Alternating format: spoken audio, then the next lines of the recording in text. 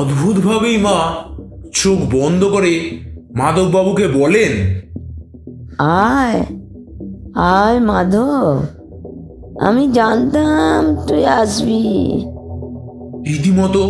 রীতিমতো হতবাক হয়ে যায় মাধববাবু। এ কি হচ্ছে তার সাথে? কারণ সে যে আসবে এই কথাটি ভৈরবী মা জানলেন কেমন করে? তিনি কিছু বলার আগেই মা বললেন, শোন মাধব, তোদের এখন ঘোর বিপদ। সে সে সম্পূর্ণ শক্তি নিয়ে আসছে। আমাদের আমাদের হাতে সময় নেই, একটু সময় নেই।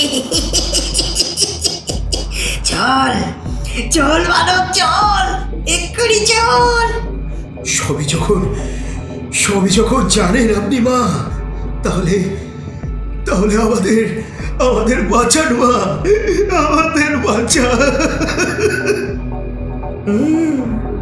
সেই জন্যই তো আমি তোর পথে অপেক্ষা করছিলাম রে।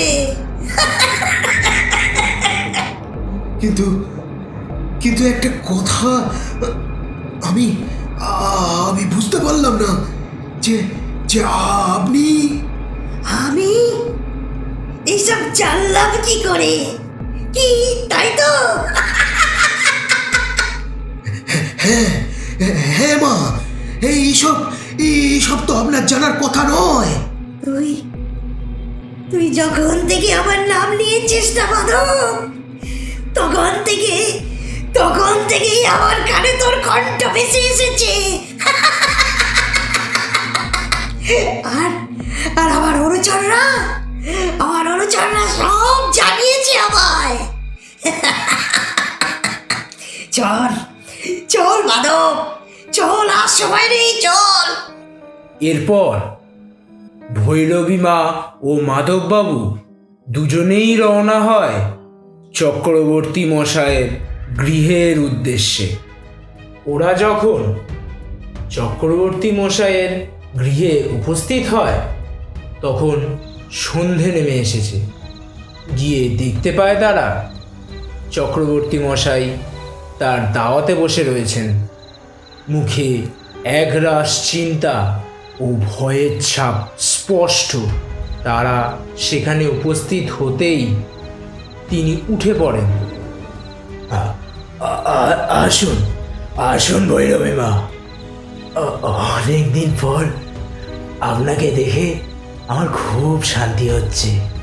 আমারও কিছু কম আনন্দ হচ্ছে না রে রুদ্রনাথ।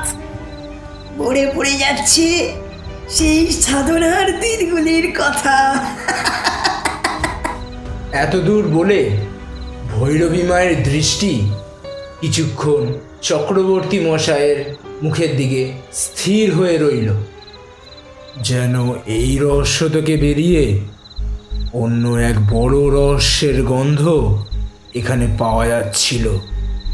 চক্রবর্তী মশাই নিজের মাথা নিচু করে নেন ভৈরবী মায়ের সামনে। সে বলেন, মা, আপনি তো সবই জানেন মা। মাধবের ঘোর বিপদ। তাই আজকে আমি আপনাকে স্মরণ করেছি মা, আপনাকে স্মরণ করেছি। রুদ্রনাথ, মাধবের বিপদ এখন ঘোরতর, তা ঠিক। তবে কি জানিস, সব বিপদই যে সবাই চিনতে পারবে এমন কোনো কথা নেই। সঠিক শত্রুকে না চিনলে সবারই প্রাণহানি ঘটতে পারে এই ক্রিয়ায়। আমি জানি মা, আমি জানি মাধবের কে ক্ষতি করতে চায়। এক ভয়ানক পিশাচ, যে পুনরায় জাগ্রত হয়েছে মাধবের বিনাশের জন্য। সে যে জাগ্রত হয়েছে এটা তুমি জানলে কি করে? না মানে মাঝে আমাকে বললেন সে পুরো শক্তি সঞ্চয় করে ফিরছে। কিন্তু কিন্তু কেউ যদি তাকে না জাগায় তাহলে তো সে জাগ্রত হবে না। আর তার শিষ্য সেবা তো নিজেই মারা যায়। এখন তো সে প্রেত। তাহলে তাহলে সে জাগলো কি করে? এরই মধ্যে মাধববাবু হঠাৎ ধৈর্য হারিয়ে বললেন, মা মা আপনারা কিছু করুন, মা আপনারা কিছু করুন। আর বেশি সময় নেই আমাদের হাতে। আপনারা আপনারা কিছু না করলে আয়ান আয়ান আর বাঁচবে না। শান্ত হ, শান্ত হ মাধব, শান্ত হ। কাল কাল সেই মহাযজ্ঞ হবে। আমি ও রুদ্ররা সেই মহাযজ্ঞ করব। তবে তবে যজ্ঞের শেষে একজনের উপর ঘোর বিপদ নেমে আসবে। কি বলছেন মা? কার বিপদ হবে? কে কে সে? তা তো আমি জানি না মাধব। তবে তবে যখন মা ভাই জানান দিয়েছে তখন তো তা হবে। তবে তবে ভয় নেই, আয়ানের কোনো ক্ষতি হতে আমি দেব না।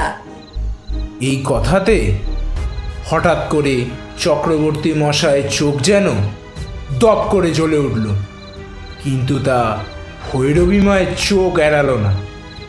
নিমেষের মধ্যে তার অভিব্যক্তিকে পরিবর্তন করে চক্রবর্তী মশাই বললেন, তাই যেন হয় মা, তাই যেন হয়।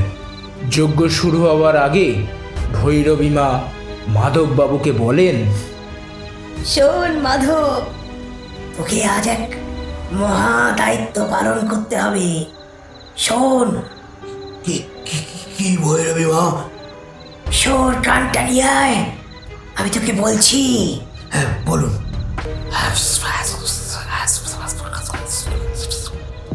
মাধববাবুর কানে কানে ভৈরবী মা কি যেন একটা বলে দেন। এই কথাগুলো শুনে মাধববাবু যেন আরো বেশি হতভম্ব হয়ে যান। যজ্ঞ চলাকালীন সে ও আয়ান উপস্থিত ছিল সেখানে। তাদেরকে গণ্ডি দিয়ে বেঁধে দিয়েছিলেন মা ভৈরবী। এরপর যথারীতি পরের দিন যথাসময় মহাযজ্ঞের আয়োজন হয়। চলতে থাকে একের পর এক নানা দ্রব্য দ্বারা আহুতি।